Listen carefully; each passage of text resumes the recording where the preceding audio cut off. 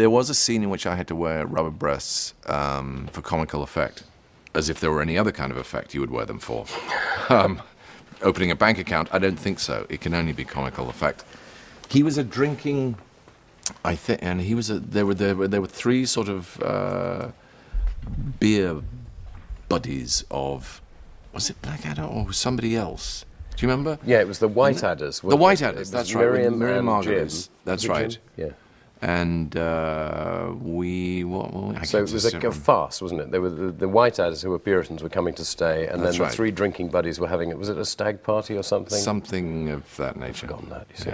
Yeah. But it was hilarious. Yes, I hated it, actually. Did you? Yeah, it was my least favourite episode. Okay. So that was the first thing so I did. then Prince Ludwig, which... Yes, I played Prince, but I had the strong feeling at the time that someone had backed out at the last minute. No. Well, you say that now. How am I going to prove you wrong? Hugh, I remember when you were shit. Oh, that's sweet. But, of course, it was absolutely thrilling, because by that time, Stephen had been doing most of the second series. Yeah, he was Melchett, wasn't he? That's right, he was Melchetting. All that stuff. And... you know, I had pangs, of course, pangs of jealousy, and it was a real thrill to get a ticket onto that. Oh, but that the ocean boots on the other foot now, I think. No. There are two boots, 2 feet, John. Plenty of boots to go around. But yes, it was a thrill. I remember that to be part of the whole. Terribly exciting. So when you first came in as Simon Partridge and then as Ludwig, do you remember it I think being... I may be the only person who played 2 separate roles. In the same series, yes. In the same series. Yes. But anyway. Do you remember how chaotic it was? Yes. I remember nothing else. It was a free-for-all in a way. I mean, not a free-for-all. I mean, of course, it was ordered chaos, and you were pulling the puppet master was tweaking us in various directions. And at the middle of it all, I do think that Rowan's sort of demeanour, the way he handled the whole thing was absolutely astonishing looking back on it.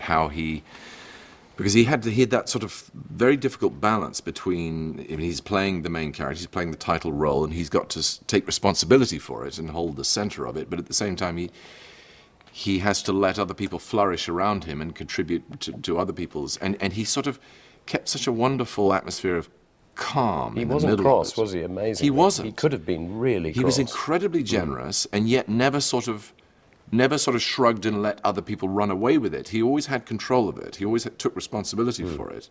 He was the adder, and he had to be the adder, and he sort of owned it, if in that modern expression.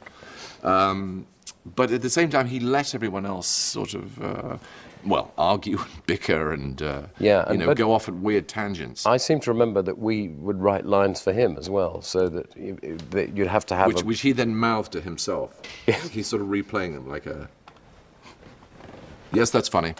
You know, it's wonderful to watch him sort of doing this weird calculations that he does. The 4th series was terrifically enjoyable. It had... Because it had at its backdrop the greatest tragedy of modern man, and that gave the thing a poignancy and a texture that few other things I've ever been involved in have had or could have had. You know, we had various histories of the First World War were lying about. I don't know who supplied them, where they came from, but I suppose the designers wanted photographs, and they just seemed to be about the place, material. And in an idle moment, I think we were all sort of gradually soaking up these absolutely heartbreaking details of life in the trenches and the loss to that generation. Thank you so much. Hugh. Sorry to rush off. Thank you. All right, and go well. Okay. Cheers. Bye.